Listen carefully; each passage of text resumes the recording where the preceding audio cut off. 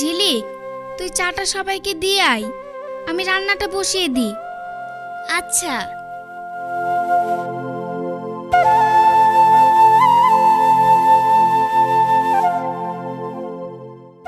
মা, আমার হট কফিটা। কি রে, তুই একা এলি? নাসরিন এলো না? ওর রাতে খুব জ্বর হয়েছে, শরীরটা খুব ক্লান্ত, তাই আসতে পারলো না। জ্বর হয়েছে? কি বলিস? চল তো গিয়ে দেখি।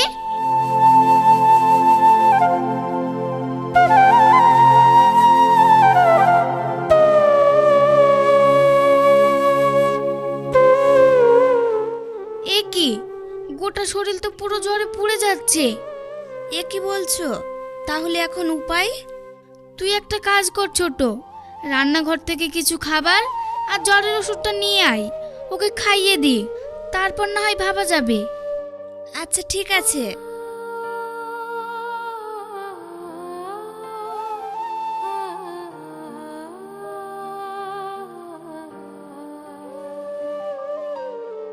আমি চলে এসেছি। চলে এসেছিস? এগুলো আমায় দে, আর ওকে তুলে বসা।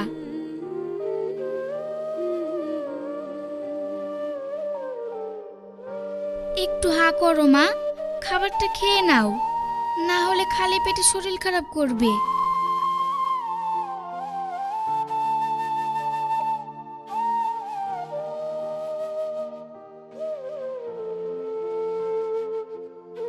এবার শুয়ে দে।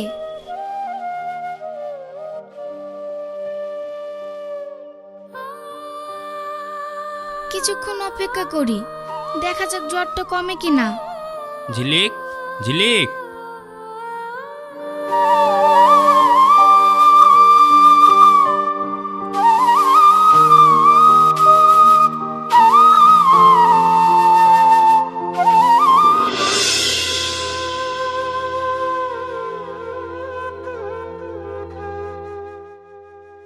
বর্ষা, বড় মামি, ছোট মামি, তোমরা এখানে এইভাবে কেন? এ কি বলছো মামুনি? কাল সারা রাত তুমি জ্বরে খুব কাঁপছিলে, তাই তো ছোট মা জননী আর বড় মা জননী সারা রাত ধরে তোমার সেবা করছি। আর কখন যে চোখটা লেগে গেছে বুঝতে পারিনি। তোমরা আমার জন্য এত কিছু করছো। পাগলি মেয়ে, এর জন্য মন খারাপের কি আছে? আমরা করব না তো কে করবে? আমরা তো তোমার মায়ের মতোই। মা, মায়েরা বুঝি এরকম হয়? আর যদি আমার মা থাকতো তাহলে তোমাদের মতো করে ঠিক এইভাবে তার হাত দুটো দিয়ে আমায় আগলে রাখতো, বলো? আমাকে কোনো কষ্ট পেতে দিত না।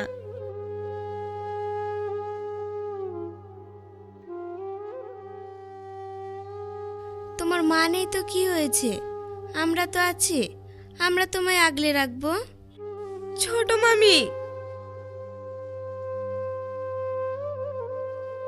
হ্যাঁ, আমরা তোমাকে মায়ের মতো করে স্নেহ, ভালোবাসা, মমতা দিয়ে সব সময় তোমায় আগলে রাখবো।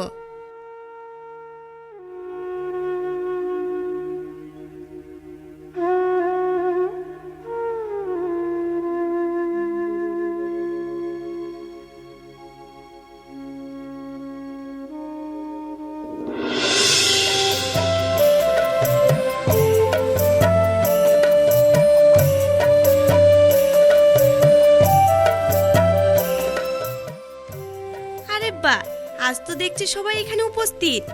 কি ব্যাপার, কি সবাই মিলে কি এত আলোচনা হচ্ছে? তোমাকে তো এই বিষয়ে বলাই হয়নি। তুমি বসো, তোমাকে সবটা বলছে। আসলে কি হয়েছে বলো তো? আমাদের গ্রামে একটা রীতি আছে, শীতকালে সবার বাড়ি বাড়ি পিঠে পুলির উৎসব হয়, আর সে আনন্দটাকে দ্বিগুণ করে তোলার জন্য অনুষ্ঠানও হয়। প্রতি বছর হয়, এবারও হবে, তাই সেই বিষয় নিয়ে একটু আলোচনা করছিলাম। তাহলে তো খুবই মজা হয়। আমিও তোমাদের সাথে অনুষ্ঠানে যাব আর পিঠেও বানাবো। আচ্ছা, এই পিঠে কি করে বানাতে হয়? পিঠে তো এক রকমের নয়, অনেক রকমের হয়। এই যেমন পিঠে পুলি, ভাজা পিঠে, সেদ্ধ পিঠে, জড়া পিঠে। আর এক এক রকমের পিঠে বানাতে আলাদা আলাদা পদ্ধতি ব্যবহার করা হয়।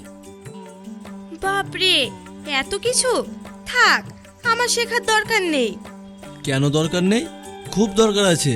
আর কয়দিন পর বাড়ির বউ হবে, আর এখন এসব বললে হবে না, সব শিখতে হবে। না মানে আমি বলতে চাইছিলাম যে আজ না হোক কাল তো বিয়ে করে ও ওর শ্বশুর বাড়ি যাবেই, তখন তো গিয়ে করতে হবে না, তাই আর কি এখন থেকে শিখে রাখাই ভালো।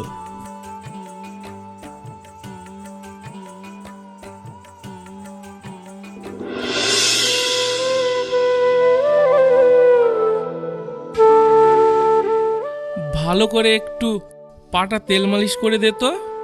2 দিন ধরে হাঁটতে খুব অসুবিধা হচ্ছে। ঠিক আছে কর্তাবাবু।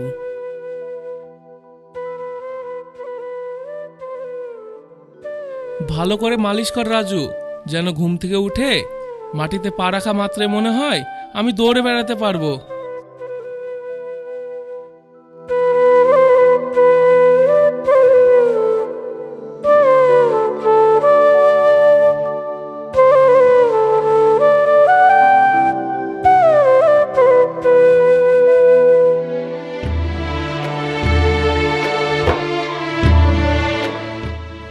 আহ কি শান্তি! সত্যি রাজু, তোর হাতে যেন জাদু আছে।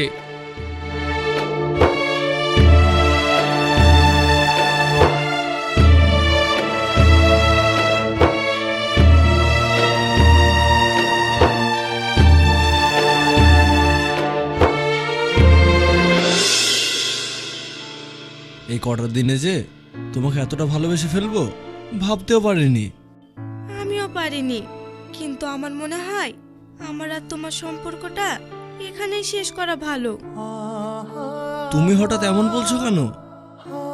কারণ আমাদের ভালোবাসা কখনোই পূর্ণতা পাবে না। তুমি আমার আপন মামাতো ভাই, তোমার সাথে আমার সম্পর্কটা কখনোই পরিবারের মানুষ মেনে নেবে না। মেনে যদি না নেয় তাতে কি হয়েছে? আমরা দুজন পালিয়ে যাব, পালিয়ে গিয়ে আমাদের ভালোবাসার পূর্ণতা দেবো। না না, এটা কখনোই সম্ভব না।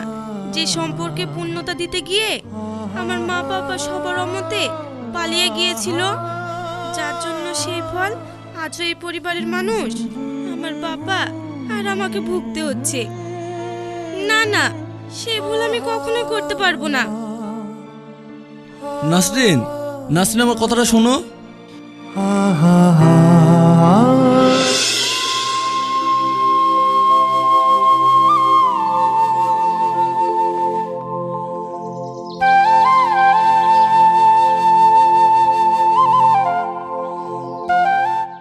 কর্তাবাবু, নিচে সবাই আপনার জন্য অপেক্ষা করছে, আপনাকে যেতে বলল। তুই যা, আমি আসছি।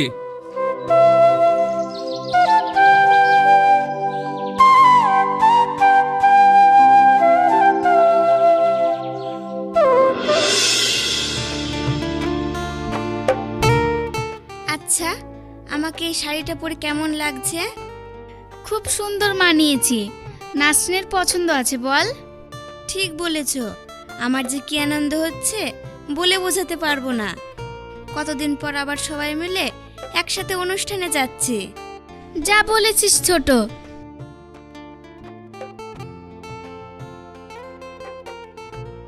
পপি দেখো না, আমি শার্টের বোতামটা ঠিক লাগাতে পারছি না। কই দেখি।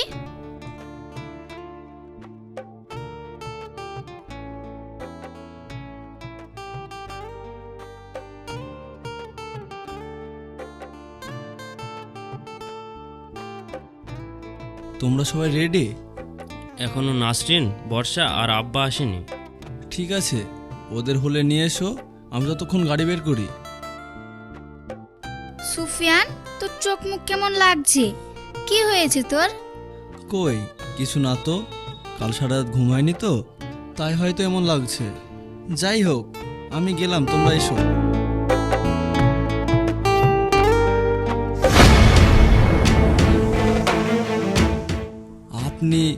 আপনাকে তো ঠিক চিনলাম না। তুমি আমায় চিনবে না, যাদের চেনার দরকার তারা ঠিকই আমাকে চিনতে পারবে। বিট্টু।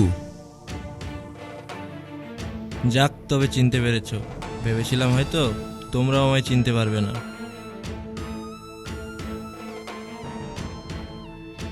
এইভাবে বলছেন কেন? আপনি এই বাড়ির জামাই, আর আপনাকে চিনবো না তাই কখনো হয়? বসুন না। আমি এখানে বসতে আসিনি, আমার মেয়েকে নিতে এসেছি। তাড়াতাড়ি নাসরিনকে ডেকে দাও।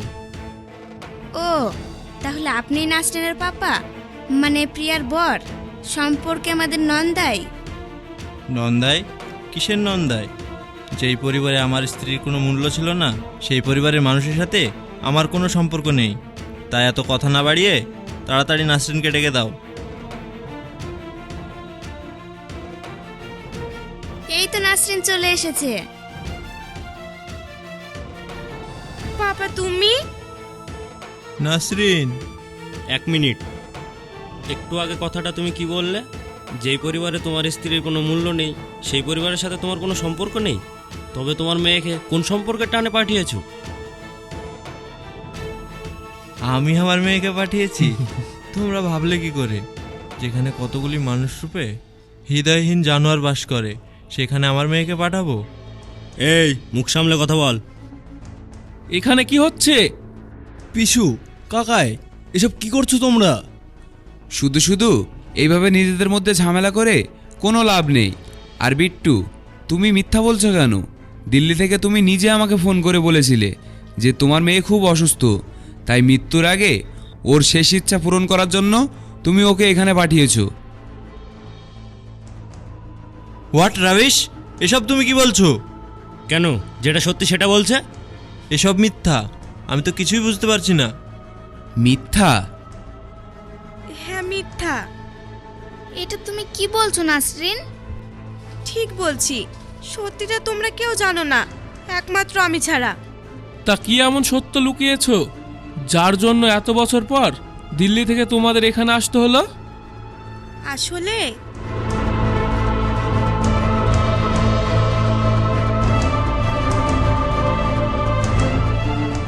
তাই আমি আর ডাক্তার আঙ্কেল দুজনে মিলে এই প্ল্যানটা করি। আর ডাক্তার আঙ্কেল পাপা হয়ে তোমাদের সাথে কথা বলে, কারণ আমি খুব ভালোভাবেই জানতাম পাপা আমাকে কখনোই এখানে আসতে দেবে না। তবে তুমি ভালোই বুঝেছো, আমি সত্যি জেনে শুনে কখনোই এই নিষ্ঠুর পাষাণ মানুষদের কাছে আসতে দিতাম না। না, এসব ভুল। তুমি জানো না পাপা, এবারের লোকজনেরা খুব ভালো, এরা আমাকে অনেক ভালোবাসা দিয়েছে। তুই এদের চিনিস না মা, এদের উপরটা ভালো হলেও এদের ভিতরটা খুবই ভয়ঙ্কর। আজও আমি সেই দিনের কথা ভুলিনি, যেই দিন তোর মা মৃত্যু যন্ত্রণা ছটফট করতে করতে বারবার শুধু একটা কথাই বলেছিল, যে সে একটিবার তার আপনজনদের সাথে দেখা করতে চায়। কিন্তু এই নির্দয় মানুষগুলো তার শেষ ইচ্ছার দাম দেয়নি। পাপা, হ্যাঁ রে মা, আর ওই যে ওখানে দাঁড়িয়ে দেখছিস, উনি হলেন এই বাড়ির বড় কর্তা। এই গ্রামের লোক সবাই ওনাকে কর্তাবাবু বলে ডাকেন। ওনার কাছে পুরো গ্রামের লোক অন্যায় করলে তার ক্ষমা আছে, শুধুমাত্র আমাদের বেলায় গিয়ে ওনার সব নিয়ম কঠিন হয়ে যায়। আচ্ছা মা, একটা কথা বল, যে মানুষটা ভালোবাসা পাওয়ার জন্য তুই এত দূর ছুটে এসেছিস, সেই মানুষটা একদিনও তোকে ভালোবেসে কাছে ডেকে নিয়েছে? না। তবে কিসের আশায় এখানে আছিস? আর এক মুহূর্ত এখানে থাকবি না, চল। দাঁড়ান, আপনি এখান থেকে আপনার মেয়েকে নিয়ে যেতে চাইছেন, নিয়ে যান, তবে যাওয়ার আগে সত্যিটা জেনে যান। কোন সত্যির কথা বলছো তুমি? সেই সত্যির কথা, যেই সত্যি চোখে দেখা যায় না। একটু কথা কি জানো তো, মানুষ সামনে যা দেখে তা সবসময় সত্যি হয় না, তার পিছনেও কিছু সত্যি থাকে। মা, এসব তুমি পাগলের মতো কি বলছো? ঠিক বলছি। নাসরিন প্রথম যেদিন এই বাড়িতে আসে, আমরা সবাই ভেবেছিলাম আমরাই হয়তো সব থেকে বেশি খুশি হয়েছি, আর নিজেদের খুশিটাকে আব্বার ভয়ে নিজেদের ভেতর লুকিয়ে রাখতাম। কিন্তু জানো, সেদিন সব থেকে বেশি খুশি কে হয়েছিল? এই বাড়ির কর্তা, মানে আমার শ্বশুর মশাই। তুমি এসব কি বলছো? হ্যাঁ, সেই দিন সবাই যে যার ঘরে চলে যাওয়ার পর আমি যখন আব্বার ঘরে যাই। শুনেছো প্রিয়ার মা, আজ আমার খুব আনন্দের দিন। আজ আমাদের বাড়ি আমার নাতনি এসেছে, আমাদের প্রিয়ার মেয়ে এসেছে, কত বড় হয়ে গেছে। ঠিক আমার প্রিয়ার মতো হয়েছে। সেই এক চোখ, এক নাক, সেই তাকানো। কিন্তু দুঃখের বিষয় কি জানো, আমি ওর সামনে যেতে পারছি না। ওর সামনে গেলে আমায় খুব বড় অপরাধী বলে মনে হয়, প্রিয়ার খুনি বলে মনে হয়। আর সেই অপরাধে তিলে তিলে শেষ করে দেয় প্রিয়ার মা, তিলে তিলে।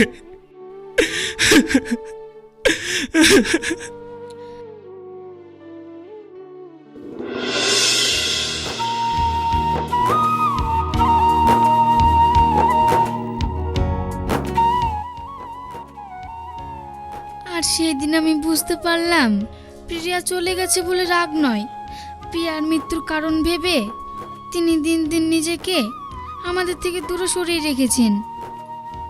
ওই জন্য সেই দিন নাসরিন পাঞ্জাবি রেখে আসার পর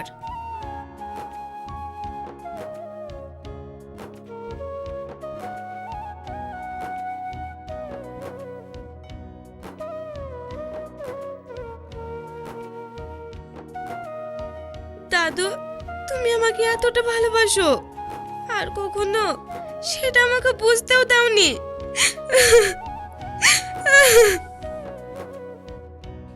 আরে দিদি ভাই, আমি তোকে অনেক ভালোবাসি। তুই যে আমার একমাত্র মেয়ের মেয়ে, আমার একমাত্র নাতনি। তোকে ভালো না বেশি আমি থাকতে পারি? দাদু, আমায় ক্ষমা কর দিদি ভাই। তুই আমার এতটা কাছে থাকা সত্ত্বেও আমি তোকে কখনোই কাছে টেনে নিইনি।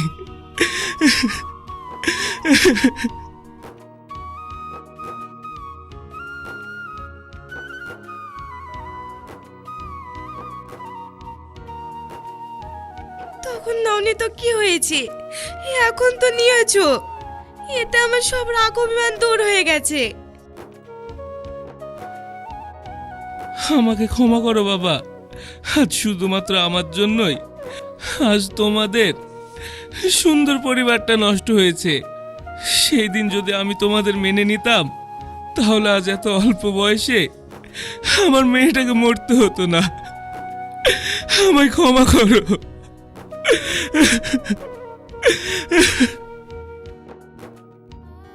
ছি ছি, এটা আপনি কি করছেন? যতই হোক আপনি আমার গুরুজন মানুষ, এইভাবে আমায় ছোট করবেন না। তবে কি বলুন তো, আজ যদি আপনার মেয়ে বেঁচে থাকতো তাহলে সে অনেক খুশি হতো। তুমি ঠিক বলেছো, মা অনেক খুশি হতো। আমরা যে তোমার কাছে কিভাবে ক্ষমা চাইবো বুঝতে পারছি না, তবুও বলছি, পারলে আমাদের ক্ষমা করো। এটা আপনি কি বলছেন? আপনারা যেমন ভুল করেছেন, ঠিক তেমনি আমিও আপনাদের অনেক কথা শুনিয়েছি। পারলে আপনারাও আমাকে ক্ষমা করবেন। মামা, এখানে কি চলছে কিছু বুঝতে পারছো?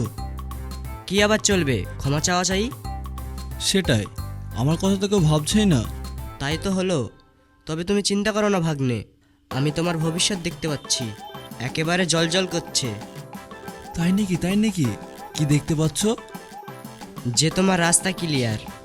সত্যি বলছো মামা? একেবারে ভাগ্নে। দাঁড়াও দাঁড়াও, এবার তোমাদের সবাইকে একটা কথা বলার আছে। আবার কি বলবি? আসলে তোমাদের সবাইকে মিথ্যা বলে এই বাড়িতে আসার জন্য সরি। হো, এই ব্যাপার। বেশ, আমরা তোমাকে ক্ষমা করতে পারি, কিন্তু একটা শর্তে। শর্ত? কি শর্ত? শর্তটা হলো এটাই যে আজকের পর থেকে তুমি এই বাড়ি থেকে আর কোথাও যাবে না, আমাদের সাথে এখানেই থাকবে। এখানে? আচ্ছা বেশ, থাকবো। সত্যি বলছিস দিদি ভাই? হ্যাঁ সত্যি বলছি। তাহলে তো এবার খুব মজা হবে। মজা না হয়ে যাবে কোথায়? তোমাদের এত ভালোবাসা, যত্ন, আর বড় মামি ছোট মামি মায়ের মতো ভালোবাসা, আদর স্নেহ রেখে আমি কি কোথাও যেতে পারি? ভাগ্নে, বলছিলাম না রাস্তা ক্লিয়ার। তাই তো দেখছি মামা। তাহলে এই আনন্দে হয়ে যাক। এখানে? আচ্ছা বেশ। এটা কি ছিল? তুমিই তো বললে। আরে ভাগ্নে, এটা নয়, হাই ফাই। ও হাইফাই, আচ্ছা বেশ চলো হয়ে যাক। দে তালি।